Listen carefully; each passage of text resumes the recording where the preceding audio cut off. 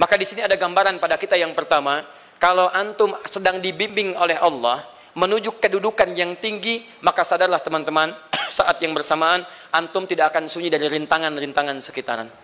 Catat itu baik-baik. Anda kedudukan biasa, naik luar biasa, maka hambatannya itu akan semakin meningkat, tidak sama dengan sebelumnya.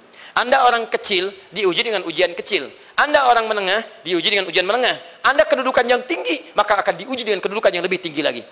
Maaf, Allah tidak akan menguji dedaunan dengan angin yang menerpa akar. Pasti berbeda. Karena angin ketika kedudukan semakin tinggi, maka angin semakin kencang akan menerjangnya. Yuk kita turunkan, jenis ujiannya bisa 3. Bismillah. Tenang aja mas, ya. Antum lihat aja, tulis ya, biar saya ngapus, insyaallah. Perhatikan baik-baik, sini. Kedudukan bersanding dengan ujian. Kalau rumus fisikanya, F berbanding lurus dengan P. Gaya berbanding lurus dengan tekanan. Jadi kalau antum misalnya, rumus asalnya F1 sama dengan F2, gaya gerak sama dengan gaya torong. Kalau dikembangkan ke sini, tenaga kecil begini, maka yang bunyi kecil. Kalau besar, semakin besar lagi. Nah, memahami rumus ini, F sama dengan P. F berbanding lurus dengan tekanan. Ada gaya tekanan juga yang cukup kuat. Ketika antum pukul kencang, suara kencang. Tapi ini lebih sakit kan? Tekanannya lebih kuat. Itu agak berbeda. Itu dalam persepsi positif. Dalam persepsi negatif juga bisa. Gaya berbanding lurus dengan tekanan. Semakin orang banyak gaya, semakin tertekan hidupnya. Ya? Tanya. Sekarang lihat sini. Rumus ini kalau kita turunkan lewat ayat, am hasibtum an tadkhulul jannata. Apakah anda akan duga begitu mudah masuk surga? Walamma yatikum matalul ladzina khalau min qablikum. Sementara Allah belum menguji anda seperti orang dulu yang dijamin surga mendapati ujian. Apa jenis ujiannya? Ini manhaj hidup kita dan kita berhenti di sini. Maaf, saya mungkin hanya 5 ayat dulu untuk hari ini ya. Massathumul ba'sa. Ujian pertama disebut dengan ba'sun. Jamaknya ba'sa. Ba'sa. Ini masih ringan. Misal, jarang ke masjid, sekarang mulai ke masjid. Begitu antum ke masjid, Allah kasih ujian. Sesuai dengan kadar niat antum. Kasih hujan gerimis. Ke masjid gak? Itu ba'sun. Begitu antum ke masjid, orang Arab katakan, nazil matar. Turun hujan. La ba's, la ba'sa, la ba'sa. Gak ada masalah. La ba'sa, tidak ada masalah. Serap ke dalam bahasa Indonesia, lewat. Labas. Labas, lewat. Ringan. Berarti, kalau antum diuji dengan yang ringan, maka antum kadarnya masih ringan, akan dinaikkan kepada yang menengah. Akan yang menengah. Hati-hati betul. Kalau antum belum lulus yang di sini, maka antum akan terus sampai di sini, sampai lulus di sini. Sampai lulus. Antum mau berangkat ke masjid, gerimis bisa. Tiba-tiba nggak jadi di rumah. Istri antum mengatakan, Pak kok nggak ke masjid? Hujan mah, kan cuman gerimis. Takut teriak, Masya Allah. Padahal antum misalnya belum kuat untuk berangkat. Maka antum akan terus diuji di sini. Lihat rumusnya, Quran surah kedua ayat 286. La yukallifullahu nafsan illa. Allah tidak akan pernah menguji seorang hamba di luar kadar kemampuannya. Jadi kalau antum masih ujian yang ringan, antum diberikan yang ringan. Antum naik menengah, diberikan yang menengah. Antum naik lagi level tinggi, diberikan ujian yang berat. Menengahnya disebut dengan darrun. Waddarra, dari ba'sun jadi darrun. Jamaknya darra. Sudah menyakiti fisik. Kena fisik. Sudah melukai. Hujannya makin deras. Ya.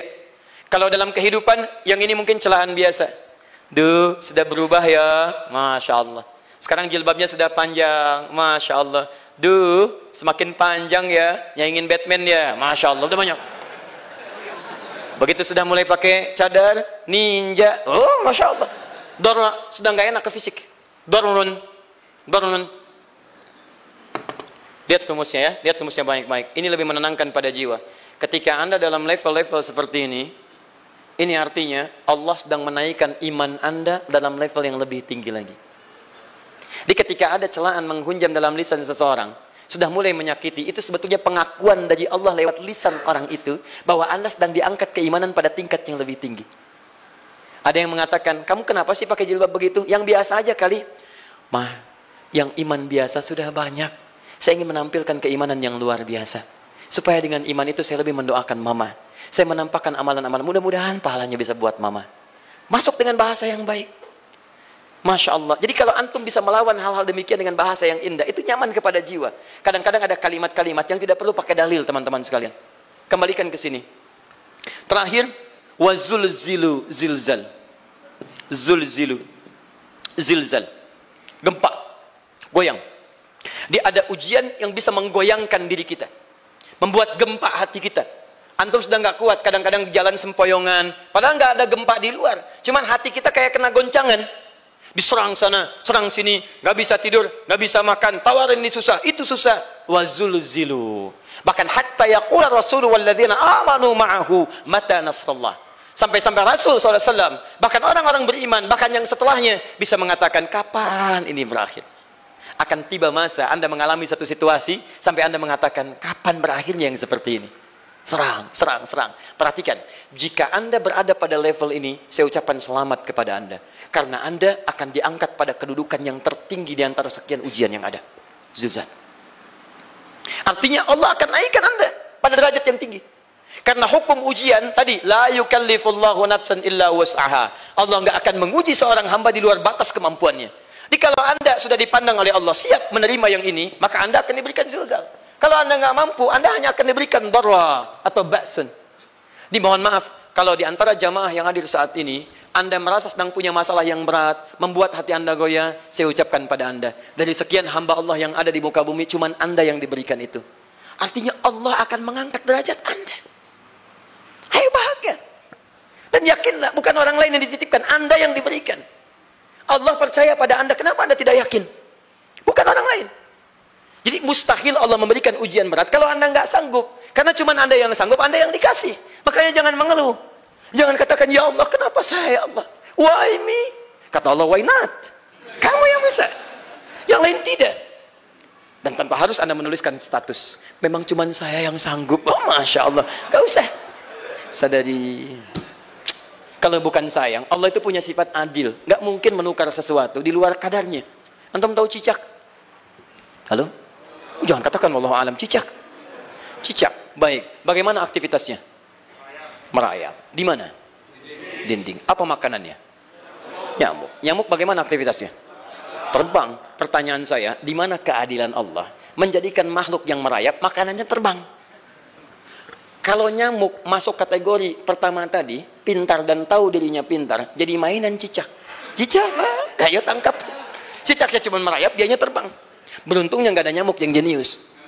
Tapi yang paling hebat, perhatikan bagaimana lisan orang tua kita menanamkan kalimat-kalimat untuk menanamkan tauhidullah subhanahu wa ta'ala. Cicak diam merayap. Perhatikan, yang Allah tuntut pada cicak, merayap kamu. Walaupun cuma diam-diam. Lihat baik-baik, diam merayap. Datang seekor, Masya Allah, ketika dia merayap, nyamuk datang. Lihat, bukan cicak mendatangi nyamuk, tapi nyamuk mendatangi cicak. Kalau cicak tidak merayap, mustahil nyamuknya datang. Allah hanya tunjukkan, kamu merayap ya, nyamuk datang. Sekalipun dia merayap, cuman diam-diam, nyamuknya datang. Jadi hukum Allah itu kalau dipatuhi, nikmat kehidupan. Cicak gak merayap, nyamuk gak datang. Cicak merayap, nyamuk datang. Datang seekor nyamuk. Setelah itu, silahkan. Jadi kalau kita teman-teman ikuti hukum Allah, mau berat, alhamdulillah. Mau ringan, alhamdulillah. Ya mau sedang, alhamdulillah. Begitu diangkat, artinya ada pengakuan dari Allah, iman kita akan diangkat. Cuman, bahasa Nabi Ya'qub alaihissalam kepada Yusuf alaihissalam, mesti ada persiapan dalam mengatasi itu semua. Tidak cukup hanya mendiamkan saja. Maka kata Nabi Ya'qub, jangan kisahkan dulu. Bikin dulu pemetaan-pemetaan untuk mudah mengatasi itu semua. Ini poinnya. Anda harus punya rencana.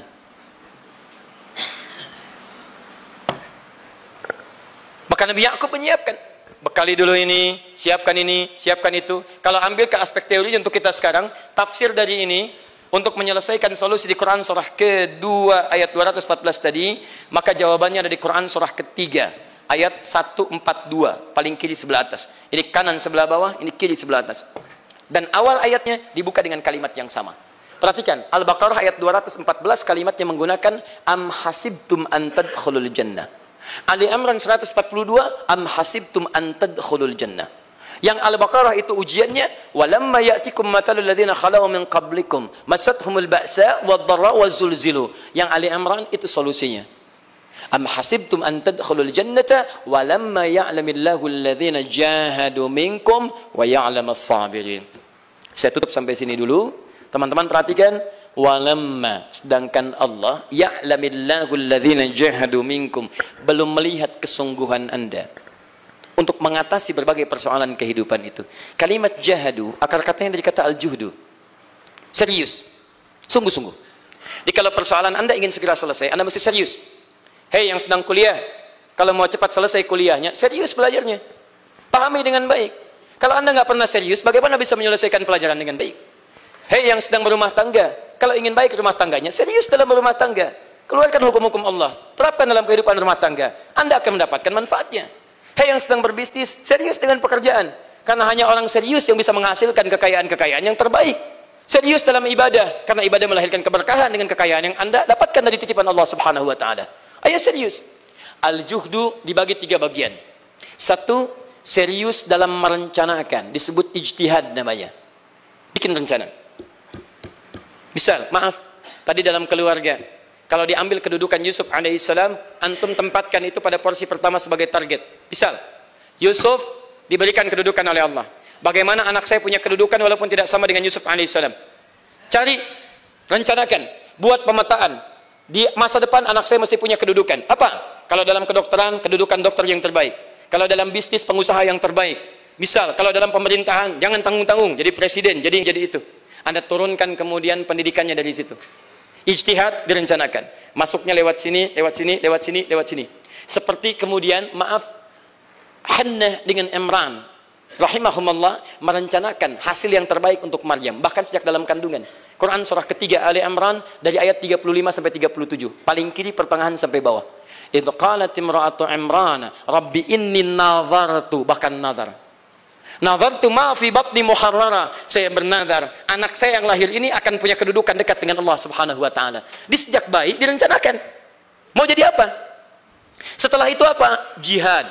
Jihad itu kesungguhan dalam mempraktekkan, mengaktualisasikan konsep yang sudah dibuat.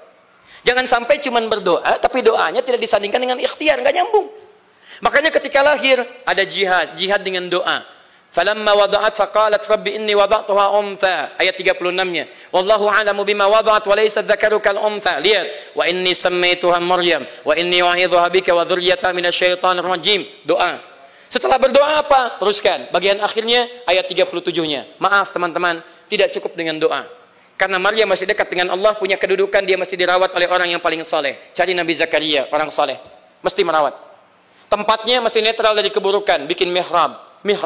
Jadi tempat dibuatkan, orang saleh merawat, doa dipanjatkan. Doa berbanding lurus dengan ikhtiar. Apa yang terjadi? Ayat 37-nya. Fataqabbalaha rabbuha biqabulin hasanin wa ambataha nabatan hasana.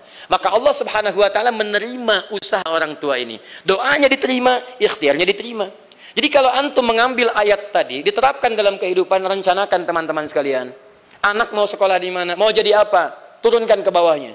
Oh, dia mau jadi dokter, dokter yang hafal Quran, turunkan. Pendidikannya di sini, di sini, di sini, di sini, sampai paling kecilnya. Siapa gurunya yang dekat dengan Allah? Sekolahnya yang menjauhkan dari hal-hal keburukan. Sampai satpamnya soleh, security-nya soleh, koperasinya orang-orang soleh, gurunya orang-orang soleh. Hadirkan.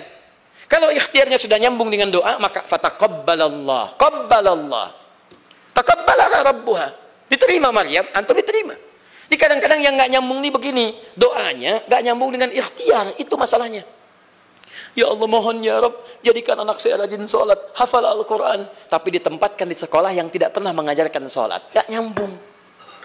Ditempatkan di tempat yang tidak pernah mengajarkan Quran, tidak nyambung. Nggak ada kesamaan di situ. Maka Nabi Ya'qub alaihissalam memberikan gambaran kepada anaknya, nak, kamu akan punya kedudukan begini, hati-hati, setiap ada kedudukan akan ada rintangan, kamu harus punya rencana untuk merencanakan solusi-solusi terbaik untuk itu. Kemudian yang terakhir, ini yang paling hebat, mujahadah, perjuangan melawan emosi. Karena tidak sedikit tantangan itu, maaf, yang berat itu bukan menghadapi fisiknya, tapi menghadapi diri kita sendiri. Mau ke masjid, malas, itu yang susah dihadapi dibandingkan dengan hujan. Hujan ada payung, malas mau pakai apa? Maaf, menurun, semangat turun, malas datang, kecewa datang, pesimis datang, lawan, namanya mujahadah. Gabungkan ketiganya, isi dengan sabar. Wa ya'lamas sabirin. Manhaj itulah yang diberikan kepada Yusuf, sehingga Yusuf nanti mengalami tahapan-tahapan kehidupan sampai dengan beliau mencapai puncak tertinggi, disebut kemudian menjadi Al-Aziz, dan disitulah kemudian terbukti mimpinya. Setelah 40 tahun atau 80 tahun disebutkan dalam satu riwayat, maka terbuktilah mimpi ini. Punya kedudukan, bapak ibunya beserta saudara-saudaranya sujud di hadapan Yusuf alaihissalam. Teman-teman, ini baru 5% dari pengajaran yang ada di surah Yusuf. Masih banyak hal yang lainnya. Bagaimana ketika mohon maaf bertemu dengan saudaranya. Saya kasih bocoran sedikit. 10 orang rapat di satu tempat untuk mencelakai Yusuf. Setelah mereka menyimpulkan bapaknya itu lebih perhatian kepada Yusuf. La Yusufu ahabbu ilaina. Yusuf itu lebih dicintai dibandingkan kita pada diri bapak kita. Bapak kita salah nih. Bapak kita salah. Masya Allah. Bapak kita sesat nih. Ya, inna abana la fi dhalalim mubin. Bapak kita sesat banget nih. Salah bapak nih. Ya harusnya kita yang dicintai, kita lebih kuat. Wa nahnu usbah, kita lebih hebat dibanding dia. Rapat teman-teman. Yang hebat begini, 10 orang rapat. Diajukan usulan untuk membunuh Yusuf.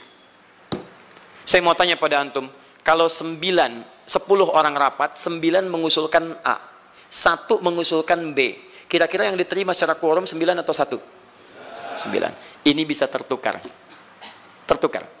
Pembunuhan diusulkan, 9 orang condong. 1 orang mengusulkan, la taqtulu Yusuf, jangan bunuh Yusuf. Alqihi fi ghayabatil jubbi, yaltaqithu ba'du sayyarah. Cukup lemparkan dia ke tempat gelap. Kemudian di tempat itu akan lewat para kafilah, dia diambil dan menjauh dari kita. Yang penting kan Yusufnya nggak ada, supaya dosa kita nggak berat-berat amat. Yusufnya ambil, itu kan tujuan kita. Lihat baik-baik. Biasanya setan kalau sedang melakukan sesuatu itu nggak akan nanggung. Nodong bisa pembunuhan. Lempar bisa perampokan. Tapi ini yang aneh, kenapa 9 orang yang untuk membunuh itu tiba-tiba belok menyepakati rencana yang pertama? Yang 1 orang. 9 orang, 10 orang rapat, 9 punya A. Tiba-tiba yang 9 berpindah kepada yang B yang cuma 1 orang. Kenapa bisa terjadi? Ada rahasia di situ. Kapan rahasianya? Kapan-kapan kita bahas lagi.